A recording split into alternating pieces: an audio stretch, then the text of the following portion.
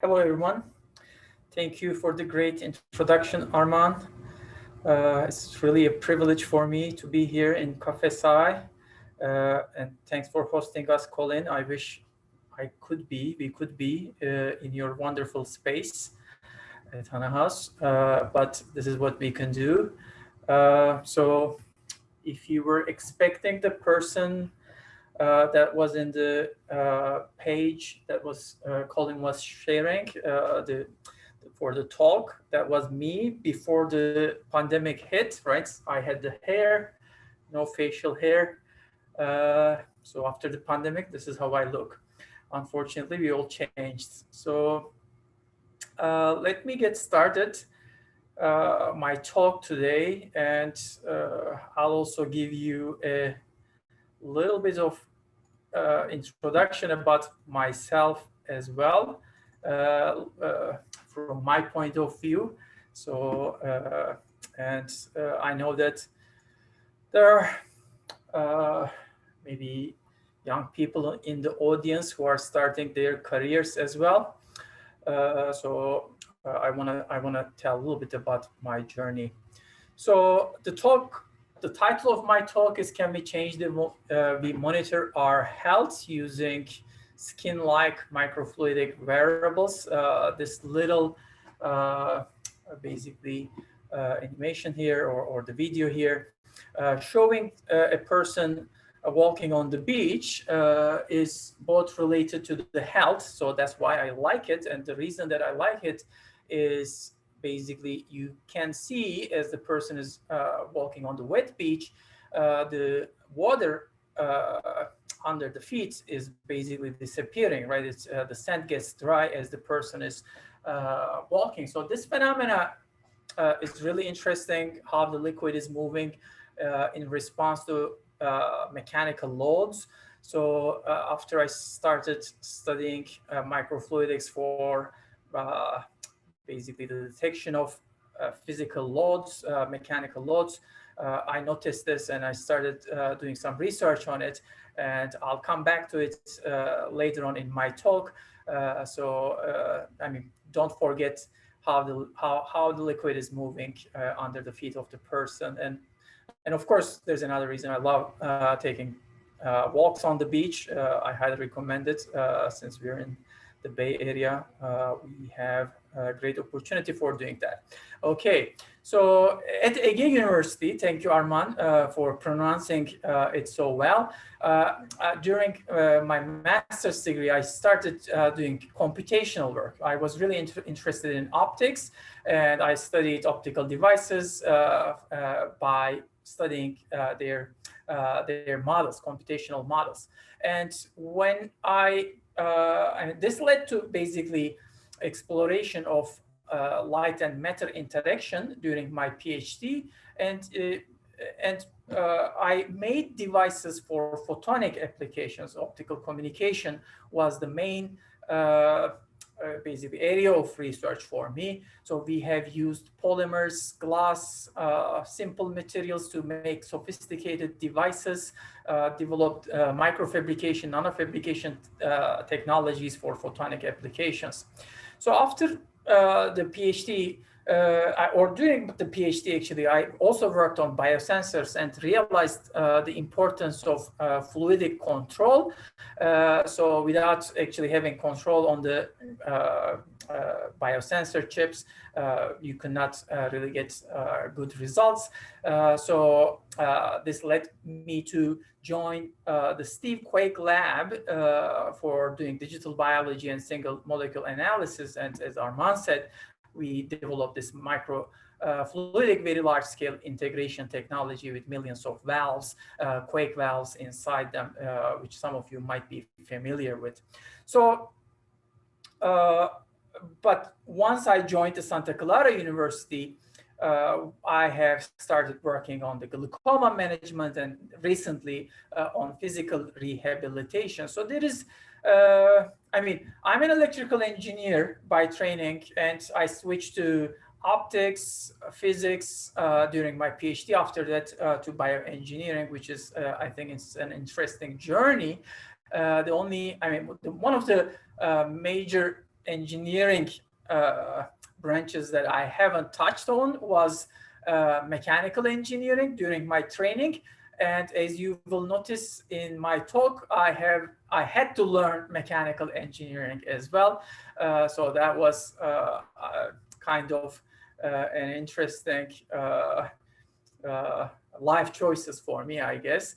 The other thing is when I first started my PhD, I was working in one lab, and my PI, my supervisor, asked me to do microfabrication, sent me to a clean room and do this. And I hated the clean room, and I decided to change my supervisor just because of that.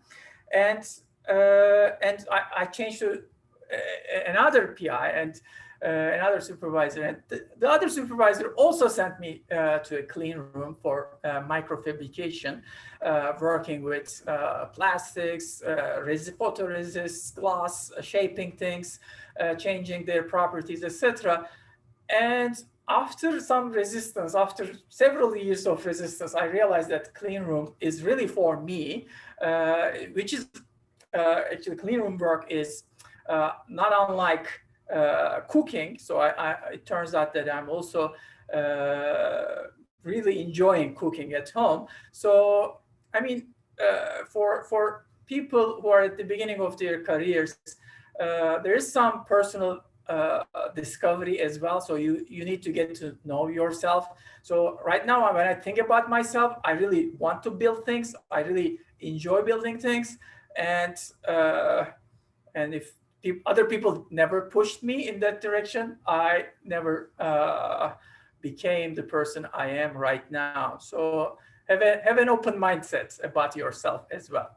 Okay, so now we're going to talk about tissue, fluid, light interaction. Everything is coming together, even combining with the mechanical engineering. So I'm going to be talking about the our recent studies in the last 6-7 years, the implantable microfluidic sensor, contact lens microfluidic sensor, which actually led to a company which is co-founded by me. So I'm going to be basically acknowledging their contributions as well in this area, and my contributions to founding this company. And then we're going to be switching to human activity monitoring, particularly for physical rehabilitation management.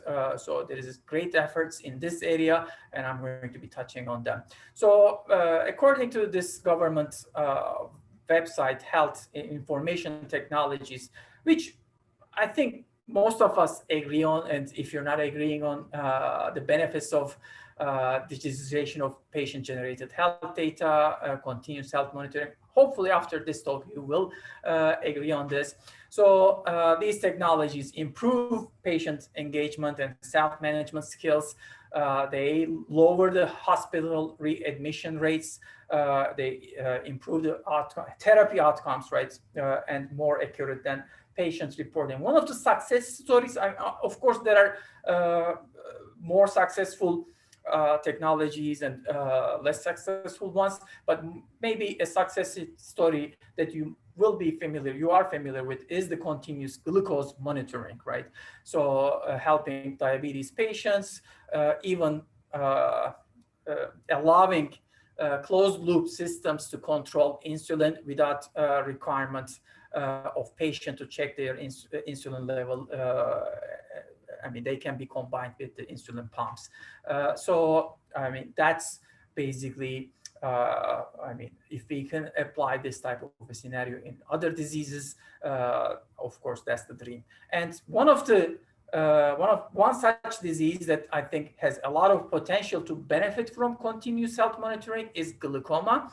So glaucoma affects nearly, I mean, not affects, but I mean, 1% of the United States is living with glaucoma. So that's 3 million people. And basically the main risk factor for glaucoma is the intraocular pressure, the pressure inside the eye. So the person has some risk factors, age, family history, and high intraocular pressure, high ocular pressure. So, and once the person is diagnosed with glaucoma, the physician, the ophthalmologist, basically monitors the IOP and prescribes medication for lowering the IOP of the patient. And I mean, this happens every time when the patient visits the physician's office. So you get one-time measurements, your IOP is high, let's lower it. I'm going to prescribe you a drug. There are five classes of drugs. So I'm going to basically prescribe you one of them, and then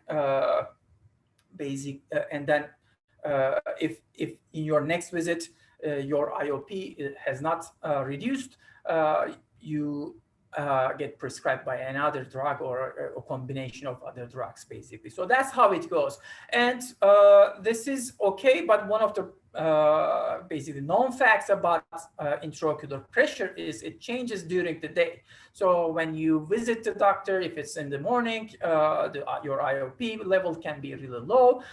When it's in around noon, for example, your IOP level can be high.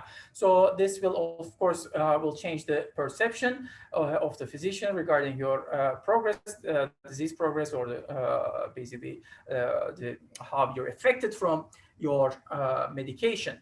So this is a 24-hour graph, as you can see. So it changes from about 10 millimeter mercury to 25 millimeter mercury, which is about a 15 millimeter mercury change, which is huge, by the way.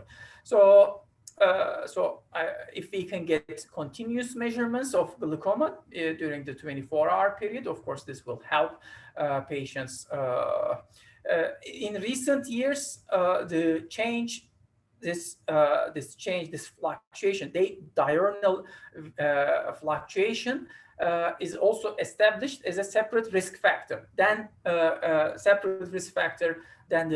high IOP. Okay, so there are two right now risk factors. IOP is one, and high intraocular, the diurnal variation is the other risk factor.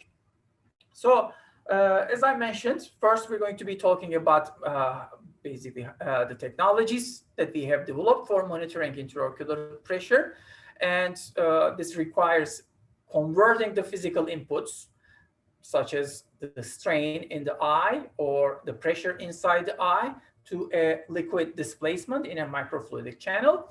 And secondly, we're going to be talking about skin mountable microfluidics for physical activity monitoring. And this requires converting the liquid displacement that we have just mentioned to an electrical signal. And I'll explain why this is so important. So let's start with the glaucoma management and related technologies. So as I mentioned, you go to the doctor, and your doctor typically uses a device that looks like this, Goldmann applanation tonometry, which is the gold standard in glaucoma management.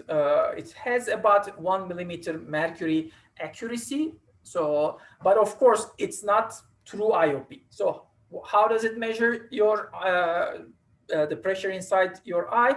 It basically touches a probe onto your cornea. It's an uncomfortable technique. I actually had my IOP measured yesterday using Goldmann applanation tonometry 4 times. So it's not very fun. So there is a local anesthetics that is applied, so it doesn't hurt. I mean, the principle is simple. So think about how you can measure, how you can detect the pressure inside a soccer ball, let's say, right? What you will do is you will just, squeeze the ball, right? If it feels hard, you're going to say, okay, this has a lot of pressure. If it's soft, it doesn't have a lot of pressure. So you can think about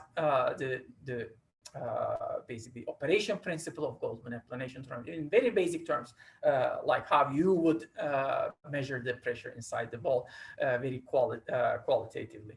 So this technique is uncomfortable and provides a one-time measurement. So that's a problem. So I mean, back in the time when I was at Stanford University, so we have come up with this technique that allows measurement of the true intraocular pressure. So that's the pressure, right? I mean, not an indirect measurement, but a direct measurement of the intraocular pressure. So people have cataract surgery all the time. It's the most performed surgery. So during the cataract surgery, the intraocular, the natural intraocular lens is replaced by artificial intraocular lens. And our idea was to have a sensor inside an intraocular lens, a very simple sensor. And this sensor has the sensing channel, which will be read from an outside device. So this intraocular lens will be placed into basically into your eye, implanted into your eye. And once it's implanted, the patient will be able to get their intraocular pressure measurements values using a smartphone camera. So they will just hold the camera in their eye. Maybe there will be a simple apparatus like that, optical apparatus, to get the image of your eye, basically. And this image will tell you, I mean, the position of the liquid inside the eye will tell you what is the intraocular pressure inside that. So that's basically the principle. And the operation principle relies on a very simple physics concept, physics law, which is well known, Boyle's law, so middle school level stuff. So pressure times volume is always constant. So anytime the pressure inside the eye changes, this will push the liquid into an air reservoir here, a gas reservoir. And because the pressure is increasing, the volume here needs to be reduced, and this volume reduction is accommodated by basically the displacement of the liquid interface towards the air reservoir. So by monitoring this level, liquid level, you can actually measure the pressure inside the eye. And this is what we call a sensing channel. This principle is very similar to how you learn the temperature using a mercury thermometer, right? So when the temperature changes, this changes the basically thermal expansion causes the mercury volume to increase, and this causes the mercury level to change in this sensing channel. Okay, so it's graded like that. And I mean, if you look at it a little bit more carefully, there is liquid, and there is this capillary forces here, and there is air pressure, and there is the liquid pressure, and this is always in equilibrium. So it's very stable interface unless the pressure changes. Okay, if the pressure changes, then the liquid interface will move. And being an electrical engineer, I basically come up with this electrical circuit model, which I'm not going to talk too much about, but it's also important to control the capacitive effects and the diode effects, which are related to the capillary forces inside. Okay, so we have developed this sensor. We took it, and with the help of an ophthalmologist in our team, who was a great scientist, we basically implanted this into the porcine eye, and we changed the pressure inside the porcine eye, and we have seen the devices responding, and we saw that actually the true IOP and the measured IOP is in great agreement, and we were really happy, and we got this published, and there's a company right now who is trying to commercialize this. It's an Israeli-based company right now. So this was great, right? This is measuring the true IOP, but we were interested in, I mean, not a lot of people will want to have surgery, cataract surgery, especially the young people will not have to go through cataract surgery. So we were trying to come up with a technique that helps us measure this in a non-invasive way. Okay, so how can we do that? So this wasn't a new idea. So there is already contact lens based intraocular pressure monitoring technology. So this one of these is here, developed by the triggerfish, Sensimet triggerfish, and Sensimet triggerfish device basically has these three main components: a strain gauge. Pay attention to this, right? We're going to come back to strain gauges often. And an antenna, the strain gauge is the main sensing component. An antenna is how you get the power to the device and send the data to a nearby device. And there is also a microchip, again, helping basically processing of the data and sending the power to the strain gauge. Okay, so so the main component is, I said, the strain gauge, and how a strain gauge works. I'm not going to go too much into the detail, but in a strain gauge, basically the resistance is going to change due to the change in the curvature of the cornea, right? I mean, if the pressure inside, think about a balloon. If the pressure inside the balloon will change, the balloon will get bigger, okay?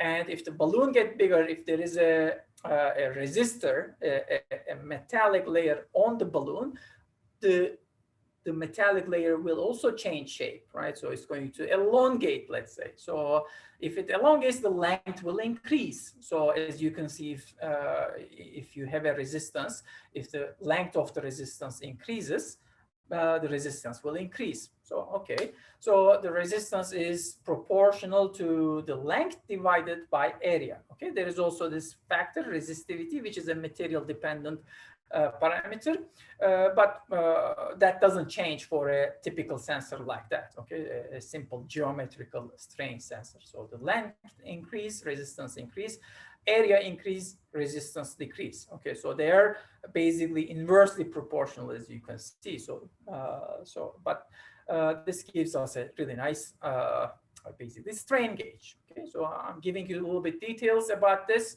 because we'll come back to it later. So so there are many studies that are showing that it's working in porcine eyes. So I mean, you can get an electrical signal from a device like that, and it shows the fluctuations. And in order to get the fluctuations, you basically have to have another antenna, okay, an external antenna that looks like this, and basically that device needs to be connected to a small computer, basically, right? So this the data taken from your contact lens needs to be sent here, and the person needs to wear these all the time during the 24-hour period while continuous recording is performed. So this is not very attractive, right? You can get a 24-hour data, but you cannot use this all your life. So that's a problem, in my opinion, and for most people. So I mean, how can we change this, right?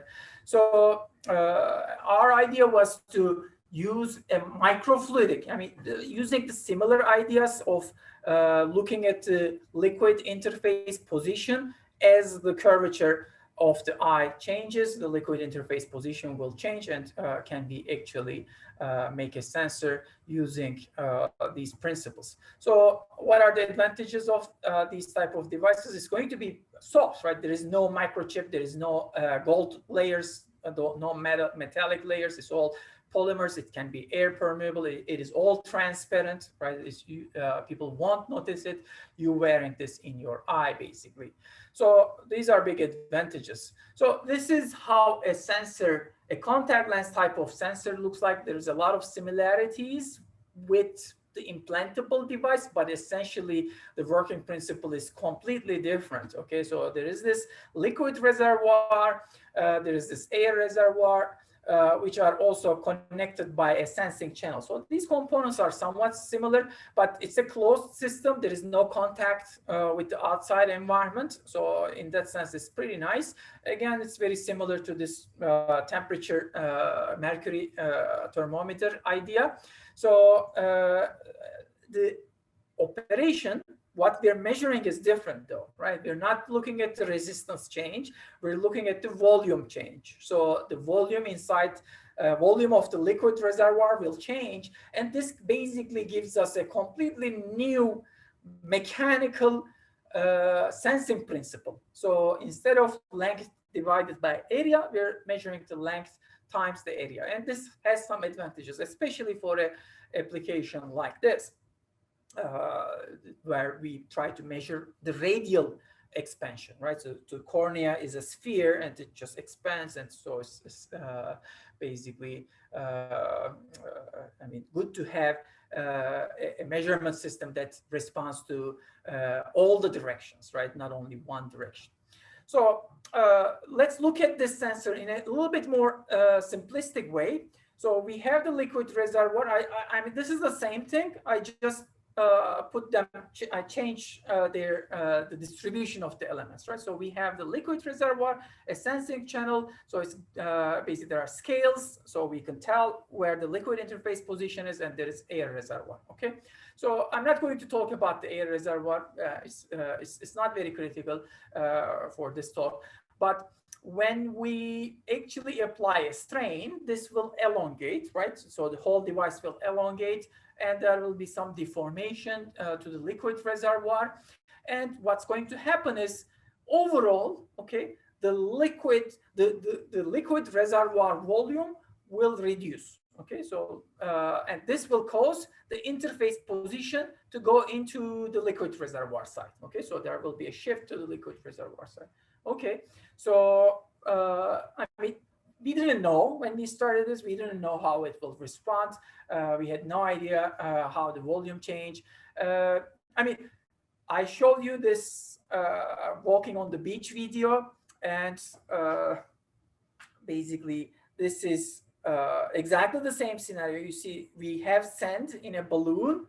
I mean, think about a balloon filled with water. Okay, there is nothing else, just the water. If you squeeze it, the water will go out, right? However, here the balloon is filled with sand, and when you squeeze it, the liquid is coming down.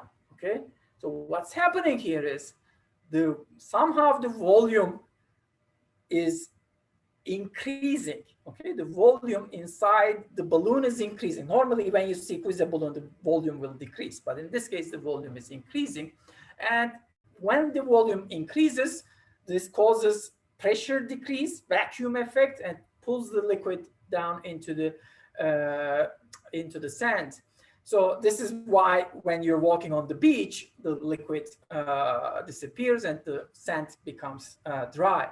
So I'm going to ask you a question. You can write the answer in Q&A.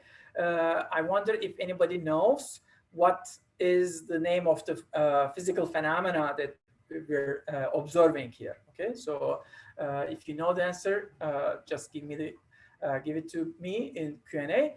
And if you don't, that's okay. I'll tell you at the end. Okay, so how much the liquid is displaced? So of course, that's proportional to how much the volume is changing. So here, this is our liquid reservoir, right? So how much of a volume change there is. So we observe that much displacement. So that's one parameter that's affecting the displacement of the liquid. And the second one is the cross-section area, okay? So of the sensing channel. So the neck of the balloon is the basically cross-section area. So if it's really tiny, if you put a long, thin tube, as that tube gets thinner and thinner, there will be more and more displacement, as you can imagine. So that gives us a lot of flexibility to make a design. We can try to increase the delta V, the volume change. We can decrease the cross-sectional area of the sensing channel, and we can make really sensitive devices, okay? So, of course, controlling the volume change is the main thing that we wanted to do. We wanted to understand. And if you look at a microfluidic channel, so this is the microfluidic channel cross-section, right? Think about this channel going into the screen, right? So it's elongating along the into the screen basically, and we're looking at the cross section here. So if you apply a strain in this direction, so you're pulling it sideways like that, as you can see, as it gets bigger, so the stresses on this membrane is really high. So this stress, this increased stress, causes a larger deformation directly on the microfluidic channel. Okay, the microfluidic channel actually deforms a lot. So this is kind of a nice thing, because this is one of the reasons why we get volume expansion.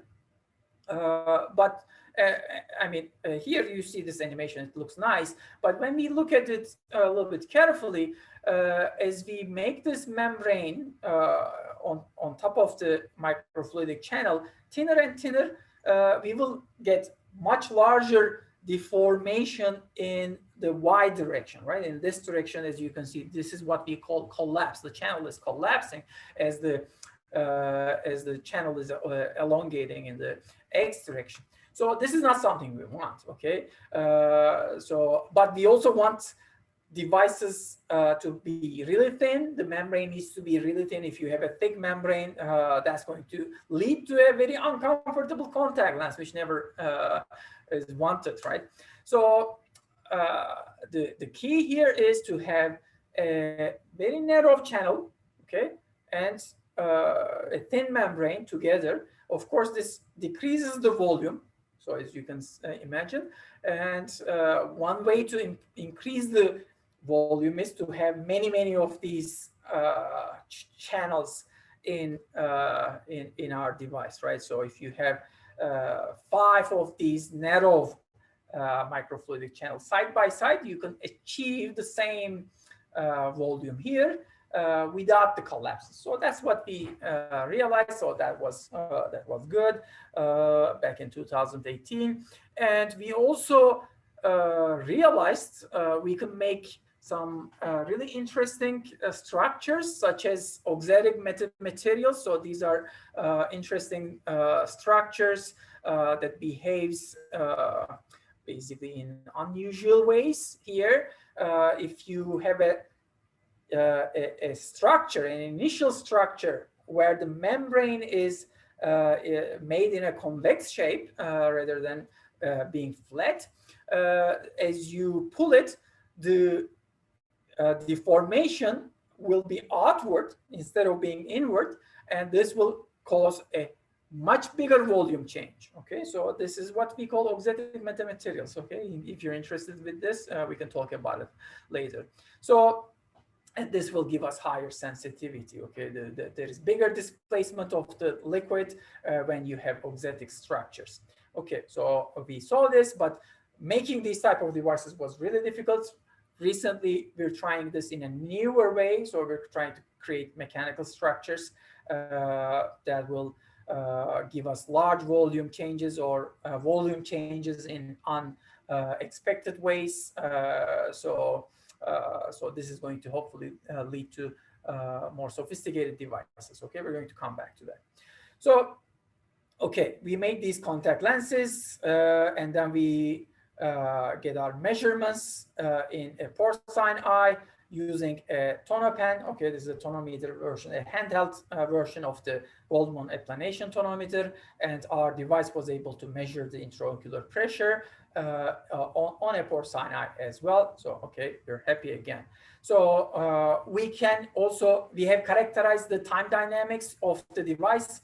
So we have actually connected this to a computer-controlled pressure generator, and we have applied different pressure patterns, for example, a rectangular signal like that, and we have characterized the basically the sensor response, sensor time dynamics, and we realized that this behaves like an RC circuit. Okay, so that was and we can control the RC circuit parameters using the geometry and also using the liquid, changing the liquid inside the contact lens device. So, I mean, how can we use this RC circuit? Basically, this is a low pass filter. So we have demonstrated that if we apply a signal that is similar to a natural intraocular pressure fluctuation, which also includes the ocular pulsation. Okay, so this gray signal here, basically there's this very slow sinusoidal variation, which represents the diurnal variation.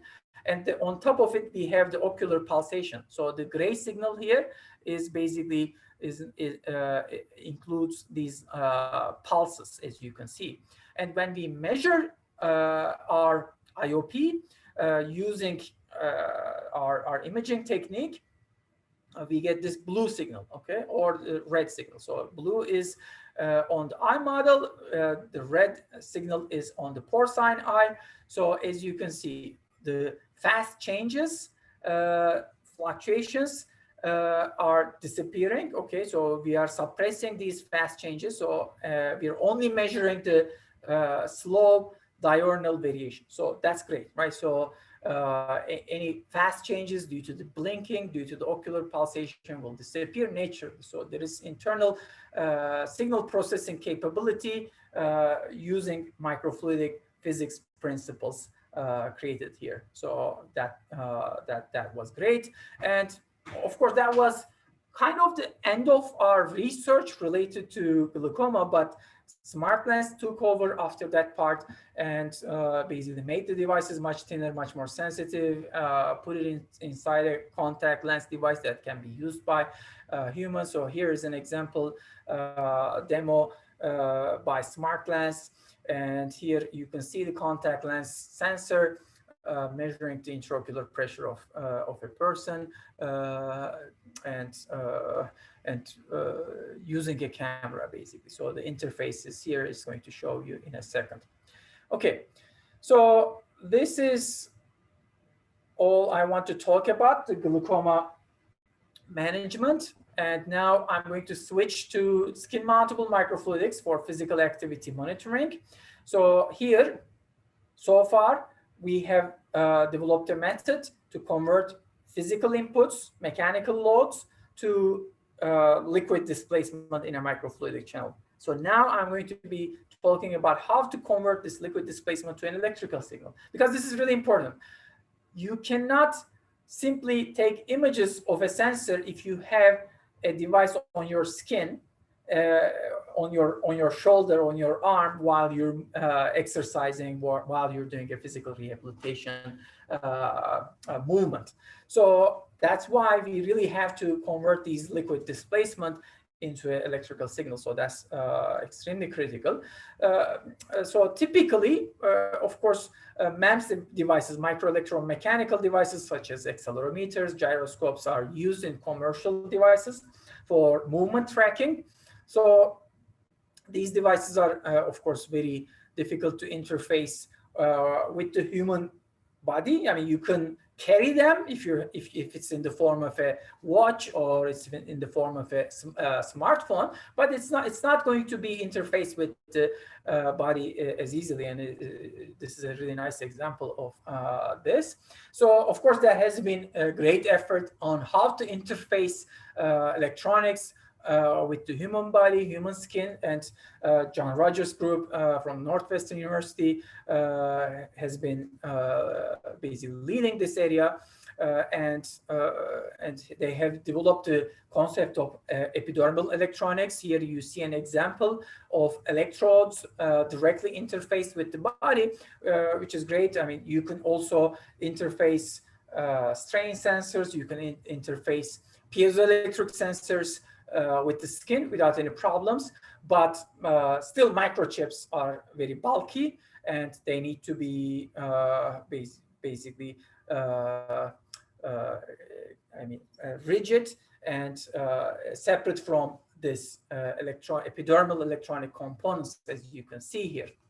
So inspired by this technology, we decided to actually make really thin microfluidic devices, make them skin mountable, skin-like, and use them to track human movement. Okay, so accelerometers are one way of measuring the human movements. There is another category of devices, which are the strain sensors, which I mentioned, which we, if you remember, is the device that we use to measure the corneal curvature changes. So, so quickly, right? This is again the resistivity times the length divided by area. So there are two components here, material and geometric components. So geometrical sensors are responding to, or the resistance of the geometrical components change because of the length change divided by the area. There's another class of strain sensors.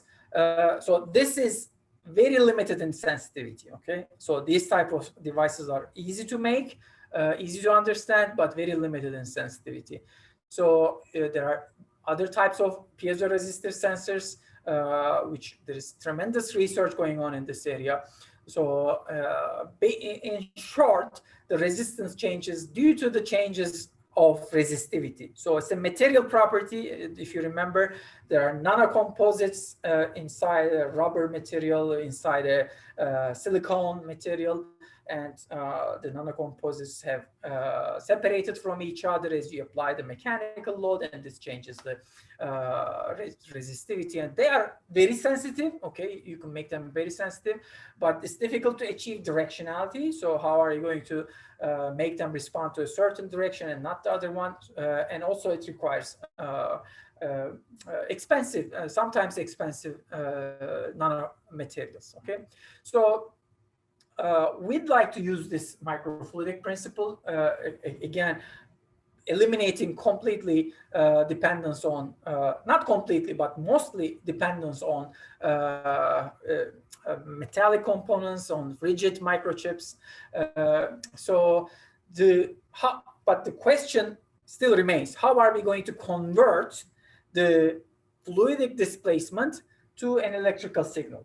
So that's what we want to do. Remember, we can do that. Okay, I showed you already that we can do that.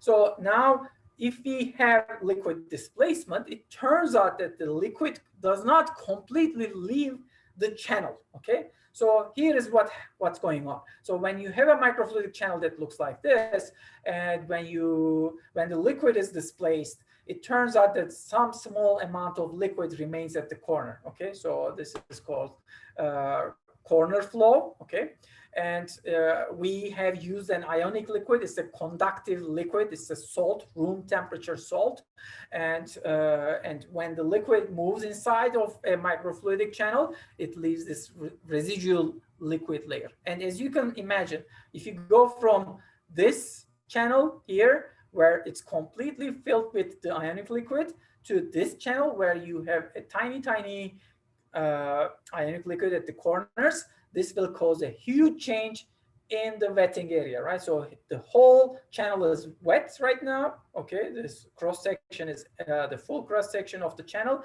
and here the cross section is just this corner flow. That means that the A here is going to change greatly, and this will cause a really big resistance change. So we can have a super high sensitivity. We can control it with all the parameters that we have established so far. So that's great. But there is one more thing, okay, which we were really excited about. It turns out that the morphology of how the liquid is left inside a microfluidic channel has been studied before by Simon and et al. And this study shows basically the different morphology patterns inside a microfluidic channel. And it turns out it depends on the channel cross-section, channel structure, okay, aspect ratio, the ratio between the height of the channel to the width of the channel, and the contact angle. Okay, I'm going to explain what contact angle is in a second, which is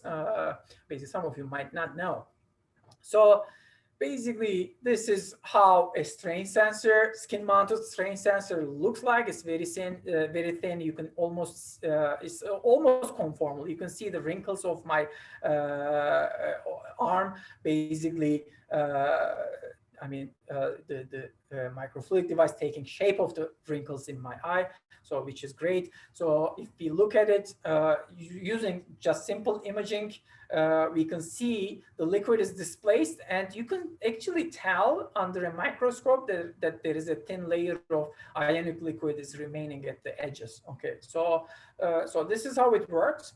So and it is very reproducible. It's amazing. So we've repeated different strain levels from 3% to 17%, and again, you can repeat the same strain over and over again. There is not much change in the signal level over several hours of operation, basically. So as I mentioned, if you look at the contact angle, it's basically when you put a drop of liquid on any surface, it's either going to form a droplet or it's going to spread. And this angle here is the contact angle, and it depends on the liquid type, and it depends on the surface type. So here you can see water versus a solvent has completely different contact angle characteristics. And when you treat a surface, these characteristics also change, right? So this is basically a glass versus, this is a polycarbonate layer, and after the acetone treatment, the contact angle completely changed. So this gives us a lot of flexibility to play with, to control the sensitivity of the device. So in order to show that, we actually used this morphology map from the Siemens paper that I mentioned, and we tested several ionic liquids and several contact angles and several channel structures to look at the sensitivity levels. So these red circles are the sensitivity levels, and as you can see, there's a nice agreement between the morphology map as you have droplets and as you have more corner wedges, which means that very tiny, much smaller, basically cross-sectional areas, wetting areas. So you get higher sensitivity. So the bigger the red circle is, the higher the sensitivity. So I'm not going to go too much into the detail, but this was very exciting for us. Okay, so we got really excited with this result because our sensitivity values matches really perfectly with the morphology map. So so we can use this map in order to design a sensor that is more or less sensitive. Okay, so this gives us ability to control device parameters in a large range. So here you can see our tests during an experiment where we detect human movements, human facial expressions. So there are two types of sensors. One of them is sensitive in the vertical direction. The other is sensitive in the horizontal direction. So our subject has these sensors in each side of their face. And as the person is basically, for example, making a pulse sound, one of the sensor responds completely different than the other one because of this directionality. So that was another important basically feature of the device. So it is direct. It has directionality, okay? And here you can see another type of movement where, I mean, basically the person is biting. So in this case, a cup for no reason, but the responses are different, as you can see. Okay, so what's next? What do we want to do next? So it turns out there has been literature on basically the unique skin strain fields for different types of movements. So this one, especially on the left, basically shows the skin strain field during shoulder abduction versus flexion movement. So as you can see, they are completely different. And for the face, it's the same. We already showed that, that there's unique strain fields for different parts of the body, basically. So how can we use this information So we can actually, I mean, the idea for us is to basically test the skin or generate the skin strain field for a large range of motions, and basically do hierarchical cluster analysis to determine the fingerprint patterns and connect several microfluidic strain sensors together that are capable of detecting unique exercises. Okay, so a certain physical rehabilitation exercise can be detected using a microfluidic sensor network. Okay, so that's the idea. So this basically requires us to understand how the skin is deformed under different exercise conditions. So of course, we need to do a lot of characterization of the skin strain field, and then we're going to develop strategies for designing microfluidic sensors that are capable of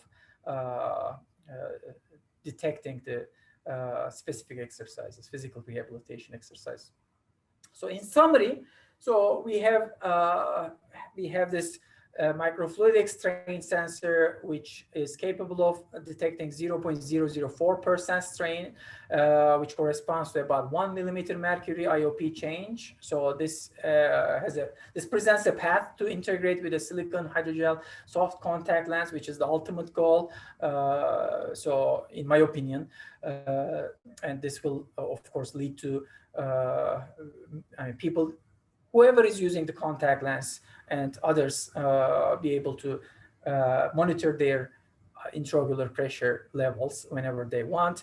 And we have also showed that the corneal liquid morphology control enhances the sensitivity in microfluidic strain sensors. Basically, we can convert the liquid displacement into an electrical signal, and skin conformal strain sensors with configurable performance has potential for continuous movement monitoring. So that's our next step. Basically, that's where we want to go next. A skin mounted device that is capable of detecting unique exercises. So with this, I'd like to basically acknowledge my students, current students, Hassan, Juyang, Gianna, and Nick. And these are the alumni who have done great work. And at Stanford, we're collaborating with the Chief of Physical Medicine and Rehabilitation and his great postdoc, Sunny. Sorry, Robin. Thank you for listening. And if you have any questions, I'll be happy to answer them right now. Great, thanks, Emre. I think we already have quite a few questions built up, but audience members, feel free to hop in the Q&A button on the bottom and ask your questions. So I think I'll just start right here at the top. We have a question that says, are the bio devices you're working with invasive to the body, or do they function strictly on the body's surface? If not invasive, are they as accurate as blood tests or other more invasive health monitoring mechanisms?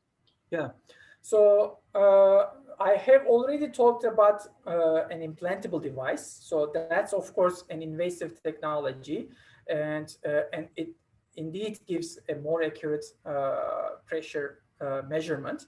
And the non-invasive methods that we have been developing are the contact lens and the skin mountable methods, right? So these are non-invasive methods, and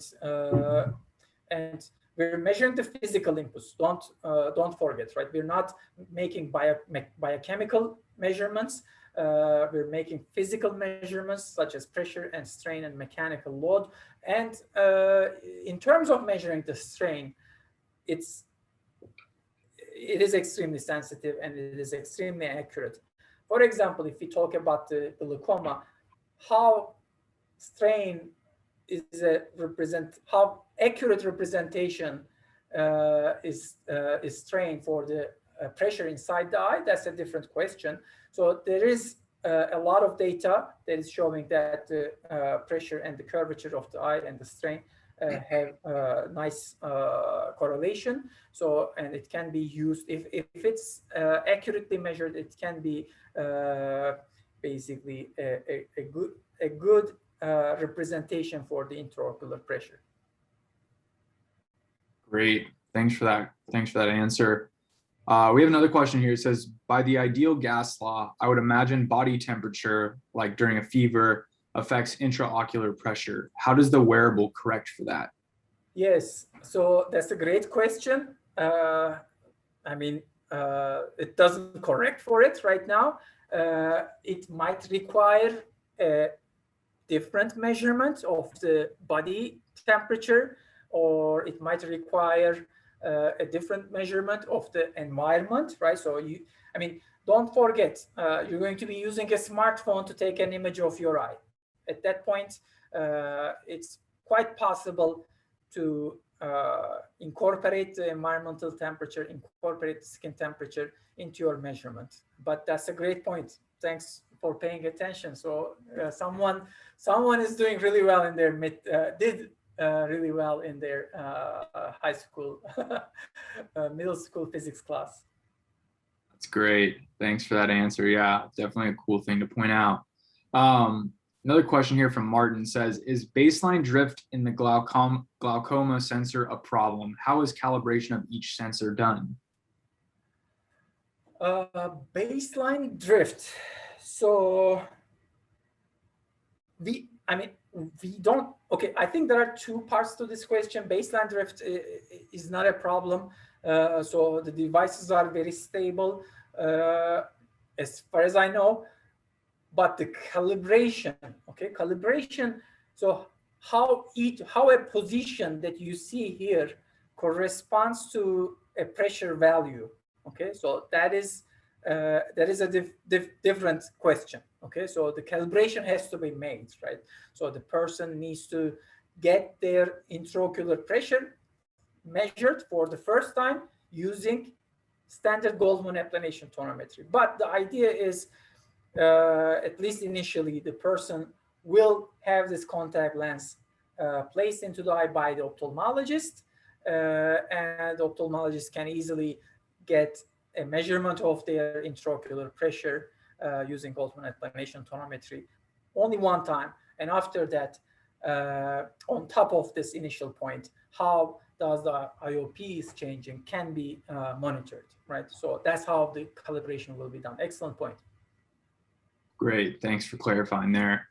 Another question says, could you please elaborate on how these devices work without external power input? Excellent question. So the initial the devices for glaucoma management are completely passive, okay? They're completely passive, which means that the liquid level changes in response to the mechanical loads, and you use a smartphone camera, right? I showed you this conceptual workflow. We use the similar conceptual workflow for the contact lens as well. The person gets the smartphone camera and takes an image of the contact lens, and that is or the intraocular lens, and that is how you get the measurement of the intraocular pressure. So, which doesn't require any battery, right? On the other hand, for the skin-mounted devices, of course, you need an electrical signal, and therefore there needs to be some power requirement. But our idea is, at the end, I mentioned it really quickly, but our idea is to do most of the signal processing operations in the microfluidic domain. So we're going to connect multiple microfluidic sensors together, and we will get a single electrical signal.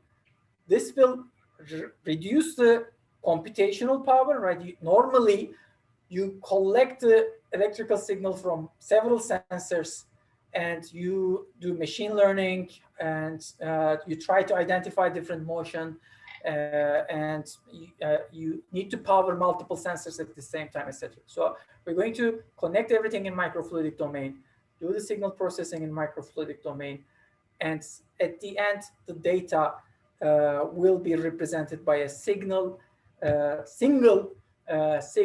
digital signal that will be counting the, for example, a specific exercise or a class of exercises. So you're going to be able to I mean, the device will only respond when you're performing the physical rehabilitation exercises in the right way, let's say. Okay, so that will reduce the power requirement. It will require power, but it will be less, and the computational power will be less as well. That makes sense. Thanks. Yeah. Another question here from David says, is there a role for strain sensing in wound management? Wound? Yeah, wound. Yes, absolutely. Yes, this is one of the applications of strain sensing. Actually, this swelling of the tissue can be monitored. Actually, there are some examples of it already. So there is definitely a potential application. Very good point. Yeah. Great, thanks. Another question here says, how much calibration would be needed for each individual given the physico-mechanical differences that would exist naturally from one person to the next? Very good point. So, I mean, the audience member who's asking this question is well aware that everybody has different biomechanical properties in their cornea. So, the change in the curvature will be different for someone who has, for example, a thicker cornea or a more stiff cornea than another person. Okay, so that's absolutely true.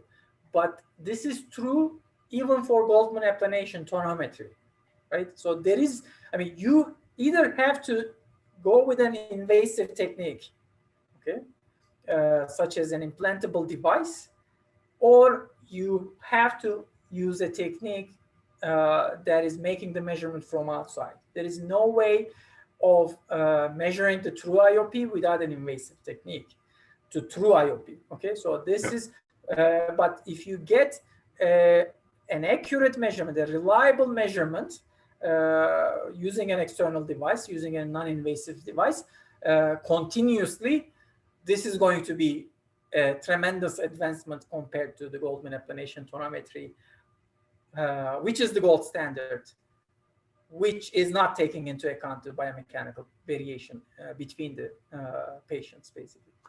Very interesting. Thank you.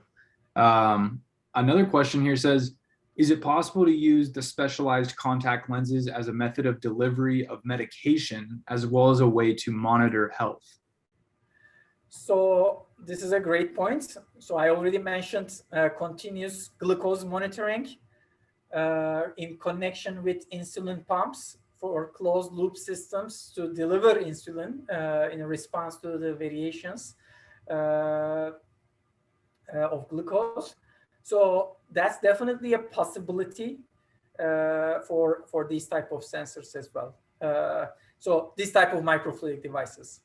So we're already working on similar ideas, how to control the liquid in response to mechanical loads, right, in different ways. So there's a lot of potential there. Yes. That's great. Yeah, these are some great questions. Yeah. Here's a pretty interesting. Here's another interesting one. It says, can microfluid systems similar to the one you presented be used in cancers? For example, can it be used to monitor changes in the pancreas and therefore give you an early detection of possible pancreatic cancer? So this is an interesting, very interesting question again. Yeah. I mean, long time ago, we started a project related to hydrocephalus, right? I mean, this was the swelling of the ventricles built up of the water inside the brain and causes basically swelling of the head, affecting especially the children, and typically a device, a valve is connected to drain the liquid inside the brain. So at that time we developed a strategy to measure the pressure inside the brain continuously. So the passive devices, of course, require some sort of imaging method, right? I mean, you cannot basically, I mean, there is no electrical power to those devices. So if you implant a device into the body, how are you going to image it? So we have developed some strategies for imaging as well. So it's a possibility, definitely. And the brain cancers will also cause swelling inside the brain, and that will also cause the pressure inside the ventricles to change.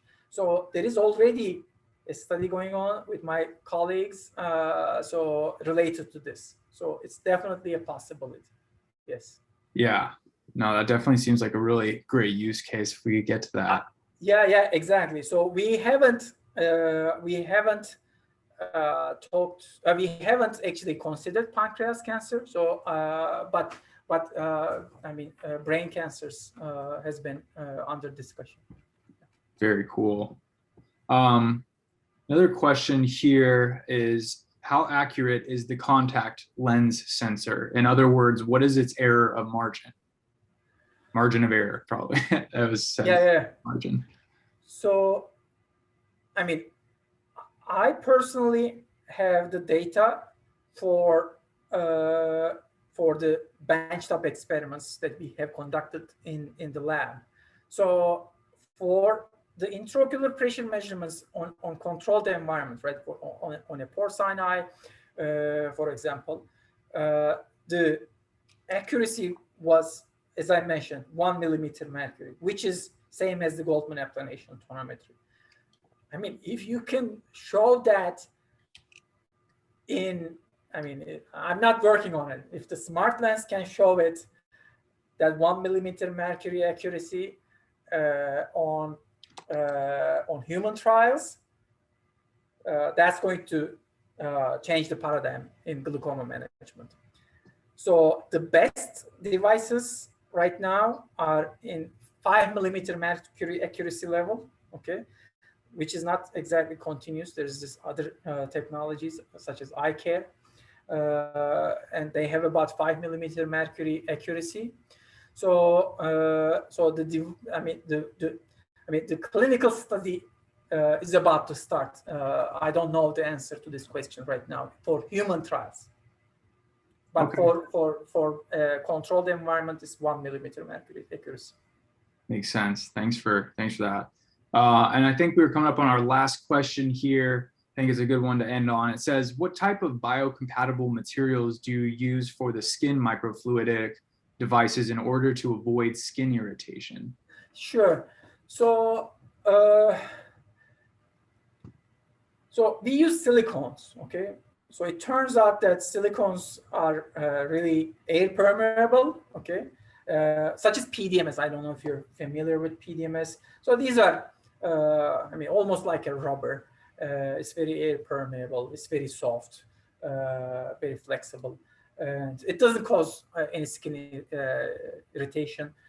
So there are, these are actually used for effects, right? I mean, they make these basically.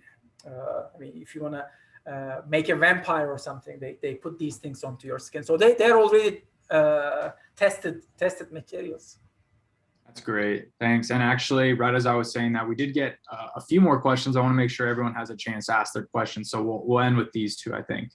It says, can you use these microfluidic devices with external stimulation to provide a feedback loop in rehabilitation applications? This way, one can potentially direct the rehabilitation and provide assistance to physical therapists. So yeah, that is a very interesting application.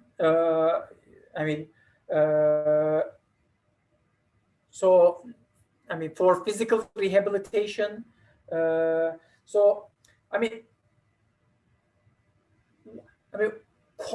Controlling external devices for physical rehabilitation. My focus is not the people who has to who have disabilities, for example. Okay, so who who requires assistance to move, etc. So, I mean, I am personally suffering from musculoskeletal disorders, and physical therapy is really what makes me feel better. Unfortunately, when you feel better, you stop doing it, and then you get worse over time. You don't realize it. Okay, so I know this. So I mean, you told me we could make a survey. I'm really curious.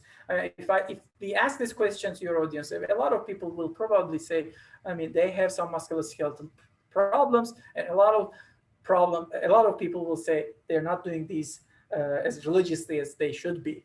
Okay, so we want to help these people monitor their physical rehabilitation exercises, make sure that they follow their routines.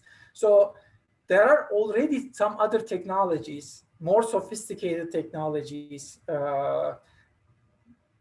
for lab settings, okay, that can be used together with the external components. So there are there are robotics technologies, there are big physical rehabilitation tools. So these can be really expensive. We want to make a Band-Aid type of a device that you put in. For example, if you have a shoulder pain, you put it on your shoulder, and that will basically tell you how many times you have done the exercise. Did you do it the right way, etc.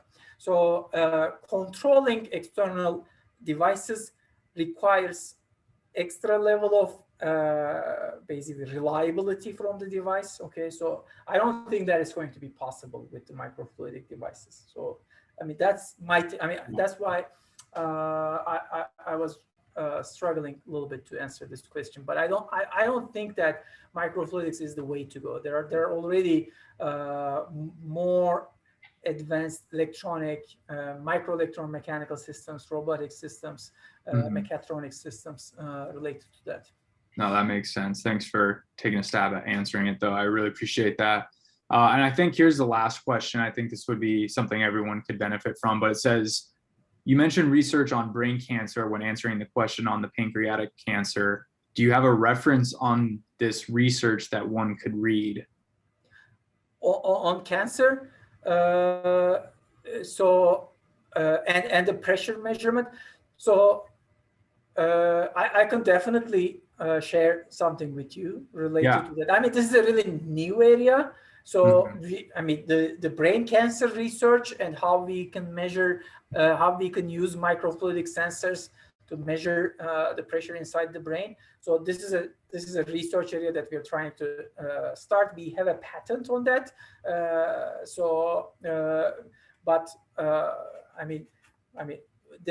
I'm sure that there could be some literature on that, and I can look it up and share with you. Yeah, no, I think that would be great. Maybe we could send it out in our follow-up email with the replay link, and we can kind of also provide that link if you want to share that research with them. That would be great. Sure. Okay, great. Yeah, I think that was all the questions. So I think we can maybe kind of wrap it up here. So thank you everyone for tuning in again today, and thank you, Emre, for taking the time to speak with us. I think this topic was super interesting, especially for our attendees, and they definitely found it fascinating based on all these great questions we had tonight. Our next Café Sci will be coming up in September, so be on the lookout for the registration link as well in that follow-up email.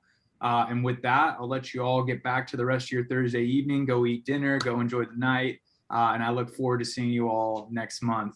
Thanks.